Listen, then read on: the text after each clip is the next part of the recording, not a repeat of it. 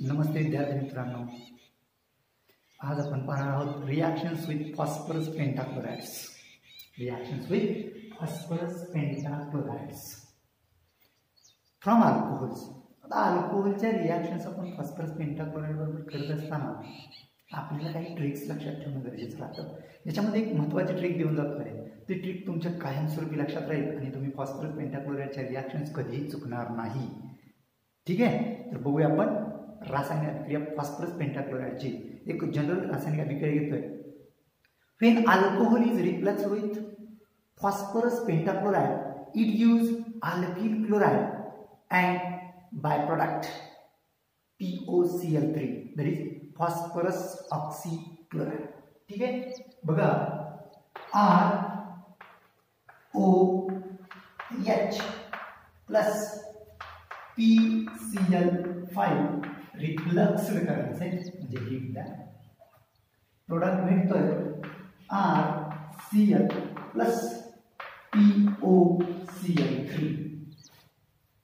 ठीक आहे, ROH plus PCl5 reflux केलं RCl आणि POCl3 प्लस काय राहिलं HCl.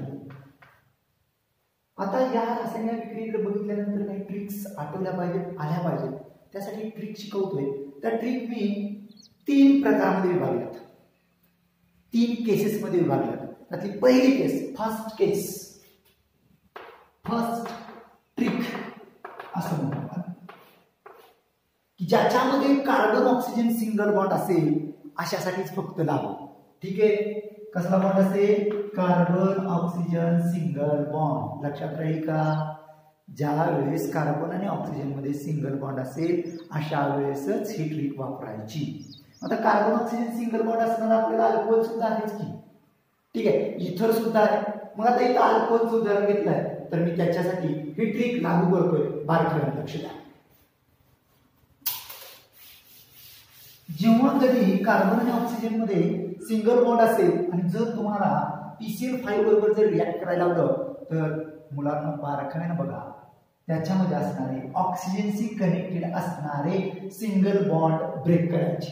ऑक्सिजनशी कनेक्टेड असणारे सिंगल बॉन्ड्स ब्रेक करायचे आणि त्यानंतर या PCl5 मधला एक क्लोरीन या बाजूला लिहायचा, H च्या बाजूला, दुसरा क्लोरीन या R च्या बाजूला लिहायचा.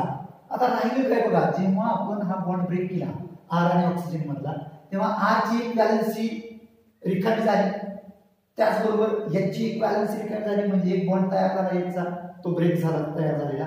तसंच ऑक्सिजनची किती बॉन्ड ब्रेक झाले तर 2. याचा अर्थ ऑक्सिजनच्या 2 बॅलन्सची रिकामी झाल्या. मग राहिलेला PCl3 इथं लिहायला विसरायचं नाही म्हणजे याच्या बरोबर 2 बॉन्ड तयार होते. हे ब्रेक झाल्यानंतर याच्या बरोबर सिंगल बॉन्ड तयार होईल, याच्या बरोबर सिंगल बॉन्ड तयार होईल. याच्या बाजूला आपल्याला कंपाऊंड भेटतील. ते कंपाऊंड असे भेटतील बघा, RCl एक कंपाऊंड भेटेल, HCl एक कंपाऊंड भेटेल आणि राहिलेलं P double bond OCl3 that is POCl3 हा एक कंपाऊंड भेटेल. आता याचं एक उदाहरण घेतो मी म्हणजे तुमच्या लक्षात येऊन जाईल.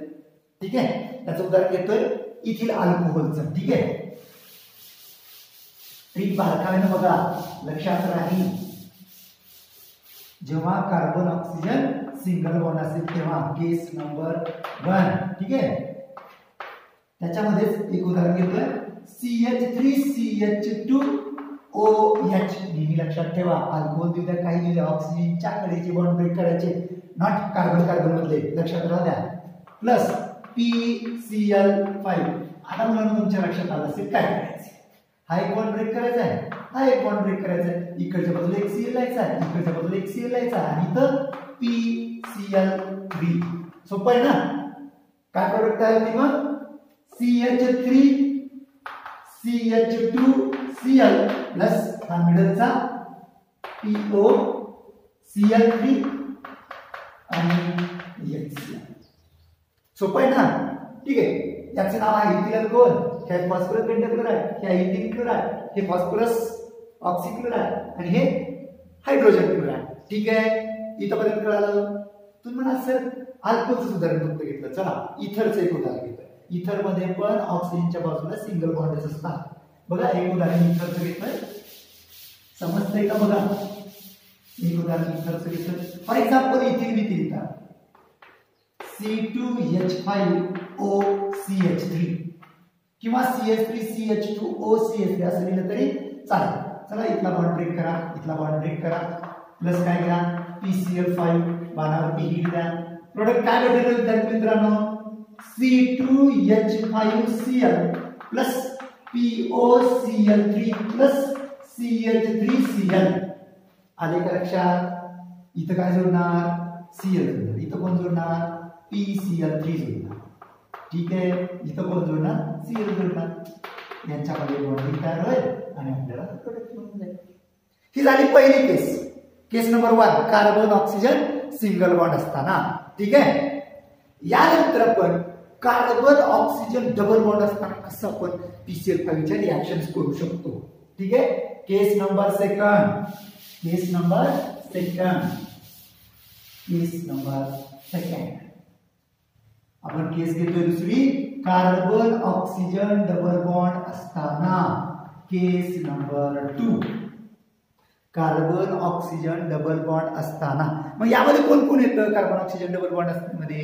एक येतो अल्डिहाइड, एक येतं केटोन. फॉर एक्झाम्पल मी या ठिकाणी तुमच्या समोर अल्डिहाइड घेतलं RC डबल बॉन्ड OH. ठीक आहे, प्लस कोणा सिलेक्ट करा PCl5. हा कोण आहे अल्डिहाइड. तुम्ही मला सर नाव पण लिहित नाही. अल्डिहाइड हा फॉस्फरस पेंटाकोल आहे. हीट दिली. आता तुम्हाला बघायच्या सारखं करता येणार नाही कारण ही केस सेकंड आहे.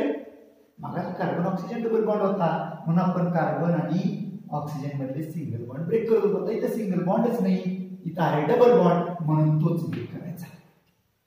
तोच काय करायचा ब्रेक करायचा. कार्बनच्या किती व्हॅलेन्सी मोकळ्या झालेले तो 2. हे एक बॉन्ड हा एक बॉन्ड, 2 बॉन्ड रिकाम झाले म्हणून या कार्बनला 2 Cl जोडायचे.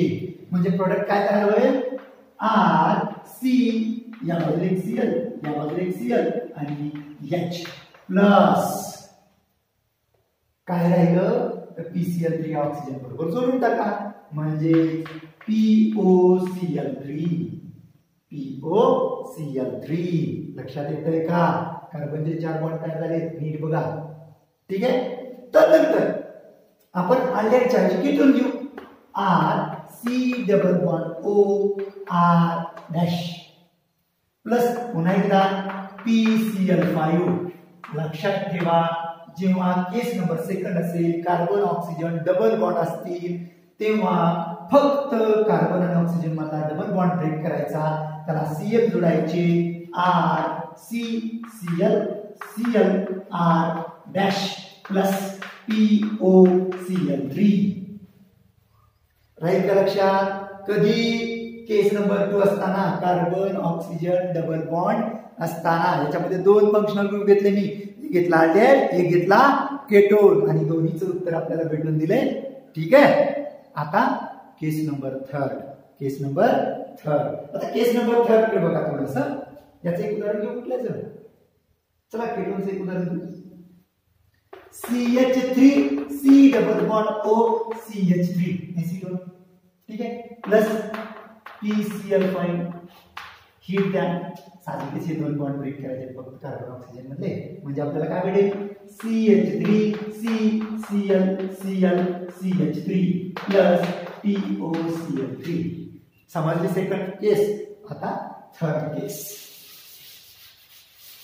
आता आपण फर्स्ट केस बघितली carbon oxygen single bond, second case बघितली कार्बन ऑक्सिजन डबल बॉन्ड.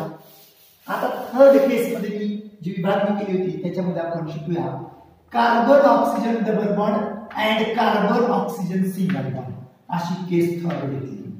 तिसरी केस काय घेतली कार्बन ऑक्सिजन डबल बॉन्ड आणि carbon oxygen single bond.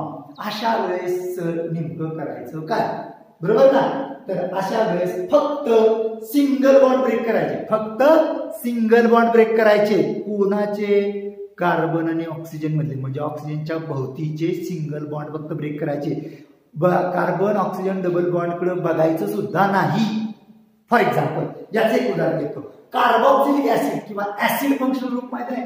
Acid functional group RC double bond OOH plus PCl5 आता तुम्हाला म्हटल्याप्रमाणे कार्बन ऑक्सिजन डबल बॉन्ड पण आहे आणि कार्बन ऑक्सिजन सिंगल बॉन्ड पण आहे.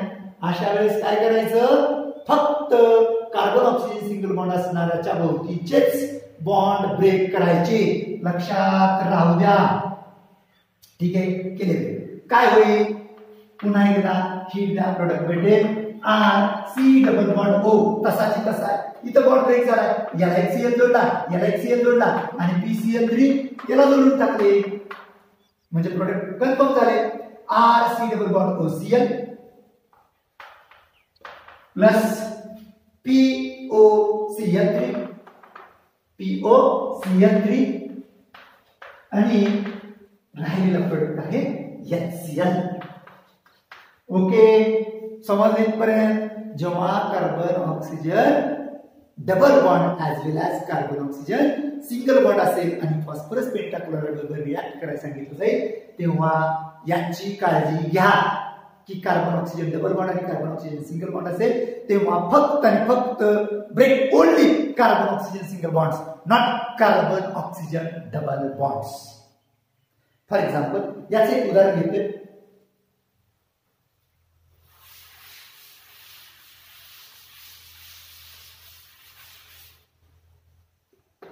CH3C double bond OH plus PCl5 बाणावरती हीट प्रोडक्ट भेटेल CH3C double bond OCl plus POCl3 plus HCl.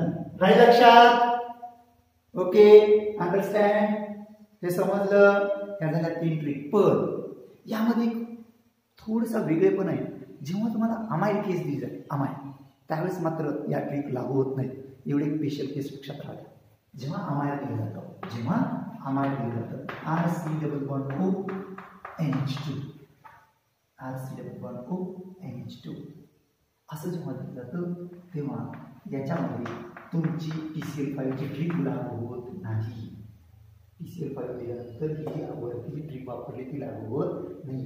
अशा वेळेस फक्त या मॉलिक्यूलमधून वॉटर मॉलिक्यूल रिमूव्ह करायचा आणि हा एक बॉन्ड आणि दोन असे कार्बन आणि नायट्रोजन मध्ये 3 बॉन्ड करतात RC2N प्लस किंवा रिमूव्ह ऑफ H2O डायरेक्टली दिलं तरी चालेल, म्हणजे H2O प्लस मध्ये. एक लक्षात ठेवा, अमाइड गिव्स अल्किल सायनाइड. लक्षात राहील. एक स्पेशल केस आहे. एवढं तुम्हाला समजलं. ओके, आता यानंतर रिएक्शन्स विथ थायोनील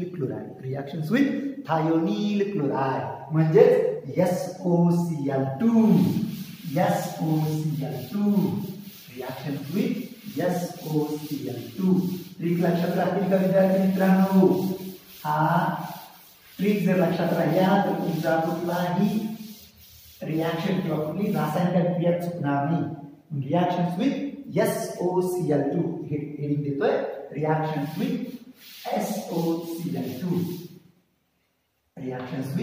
SOCl2 यालाच म्हणतात थायोनील क्लोराइड. बघा, याच्यात सुद्धा रासायनिक क्रिया खूप सोप्या आहेत, खूप सोप्या.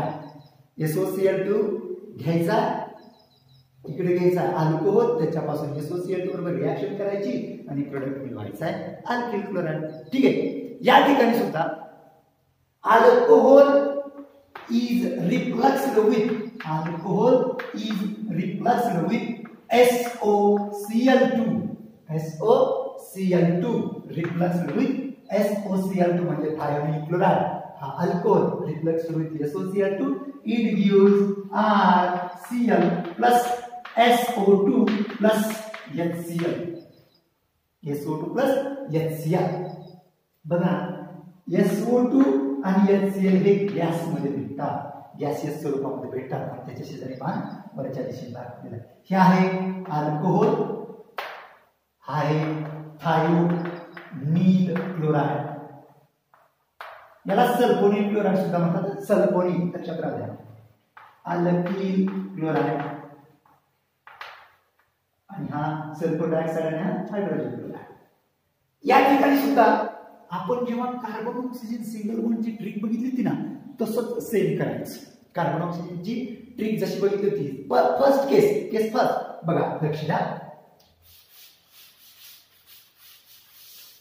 पुन्हा एकदा कार्बन ऑक्सिजनची ट्रिक बघितली, त्यानुसार ऑक्सिजन आणि हायड्रोजनचे बॉन्ड ब्रेक केले. यातला एक Cl या बाजूला जोडा, एक Cl या बाजूला जोडा आणि मध्ये SO जोडा. बघा आता सोपी ट्रिक आहे. RCl मध्ये बॉन्ड तयार होईल, याच्यात परत बॉन्ड तयार होईल, दोन ऑक्सिजनच्या दोन व्हॅलेन्स रिकाम्या झाल्यात म्हणून डबल बॉन्ड तयार होईल. मी तर याच्या Cl मध्ये एक बॉन्ड तयार होईल. RCl SO2 म्हणजे SO2 चं स्ट्रक्चर असं असतं, S double bond O double bond O म्हणजे 120 डिग्री बॉन्ड अँगल बनतो. अशा प्रकारचं स्ट्रक्चर असतं SO2 म्हणजे डबल बॉन्ड असतो, लक्षात आलं. तर आपल्याला प्रोडक्ट भेटला. याच ट्रिकनुसार आपण फॉर एक्झाम्पल घेतोय, ethyl alcohol CH3CH2OH plus SOCl2 बाणावरती हीट प्रोडक्ट भेटेल CH3CH2Cl plus SO2 plus HCl. लक्षात ठेवा, सिंपल थिंग येते लक्षात. या बाजूला एक Cl, या बाजूला एक Cl आणि मध्ये SO म्हणजेच हा प्रोडक्ट आपल्याला मिळून जाईल. हा भेटला इथिल क्लोराइड. आहे इथिल अल्कोहोल. ठीक आहे, याच्यामध्ये सिंगल बॉन्ड तयार होईल, याच्यामध्ये डबल बॉन्ड तयार होईल, याच्यामध्ये सिंगल बॉन्ड तयार होईल. यासारखं तुम्ही आयसोप्रोपिल अल्कोहोल सुद्धा घेऊ शकता, टर्शियरी ब्युटिल अल्कोहोल सुद्धा घेऊ शकता. आता एक वैशिष्ट्य आहे या रिएक्शनचं की जेव्हा तुम्ही अल्कोहोल बरोबर SOCl रिएक्ट करता तेव्हा तुम्हाला मिळणारे दोन प्रोडक्ट जे आहेत ते गॅसियस प्रोडक्ट आहेत. कोण? SO2 आणि HCl. ते इझिली इव्हॅपोरेट होतात आणि आपल्याला SOCl2च्या साहाय्यानं अल्कोहोल बरोबर रिएक्शन केली तर भेटणारा जो अल्किल क्लोराइड म्हणजे इथिल क्लोराइड असेल, आयसोप्रोपिल क्लोराइड असेल, जो कोणी असेल तो प्युअर भेटतो. म्हणून पहिली रिएक्शन आपण बघितली होती PCl3च्या, PCl5च्या, त्यानंतर SOCl2च्या. याच्यामध्ये SOCl2ची रिएक्शन खूप बेटर आहे इतर रिएक्शनपेक्षा, कारण हा खूप बेटर यील्ड देतो. याच रिएक्शनला दुसरे एक नाव आहे, म्हणजे जसं आपण रिएक्शन SOCl2 म्हटलं, याच रिएक्शनला दुसरे एक नाव आहे ते म्हणजे डार्झन रिएक्शन किंवा डार्झन मेथड. डार्झन रिएक्शन किंवा डार्झन मेथड या नावाने सुद्धा याला ओळखलं जातं. अशा प्रकारे आपल्या या रिएक्शन्स विथ PCl5 आणि रिएक्शन्स विथ SOCl2 ज्या ट्रिक होत्या, ह्या ट्रिक तुम्हाला समजल्या असतील अशी आशा बाळगतो आणि थांबतो. धन्यवाद.